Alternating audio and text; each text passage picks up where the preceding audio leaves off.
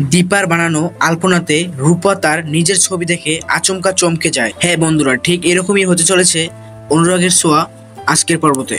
আশ্রমের সেই লোকটি রূপাকে বলে, কলকাতা থেকে যে মহিলাটি এসেছে তাকে তুই নিতে যাবি না? রূপা বলে, সেই মহিলাটি কি কলকাতা থেকে এসেছে? আমি যাব না কোনো কলকাতার লোককে আনতে, আপনি যান। আমি চাই না কলকাতার কেউ অন্য লোক আমাকে দেখুক। আশ্রমের সেই লোকটি বলে রূপাকে, তোর কি হয়েছে বলতো?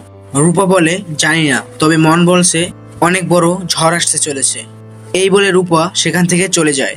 এরপর সেই লোকটি দীপার সাথে দেখা করতে আসে এবং দীপা সেই লোকটাকে বলে যে, আমি মন্দিরের সকল বাচ্চাকে খাবার খাওয়াতে চাই এবং আশ্রমের সমস্ত বাচ্চাকে নিয়ে আসবেন। লোকটিতেও প্রথমে দীপার কাছে ক্ষমা চায়। আমি যে মেয়েটি আপনার কাছে পাঠিয়েছিলাম কলকাতা থেকে আসছেন বলে সে আর আসবে না। দীপা বলে, কলকাতা থেকে আসছে বলে ও আমার সাথে দেখা করবে না? এবং দীপার অন্য আরেকটি অনুভূতি হয়। এই কারণে দীপা ওই লোকটিকে বলে যে, আপনি আশ্রমের সমস্ত বাচ্চাকে নিয়ে আসবেন, তো আমি যে কলকাতা থেকে আসছি সেটা আপনি ওদেরকে বলবেন না। দীপা ভাবে মনে মনে, কলকাতা কথা শুনে যদি রূপা না আসে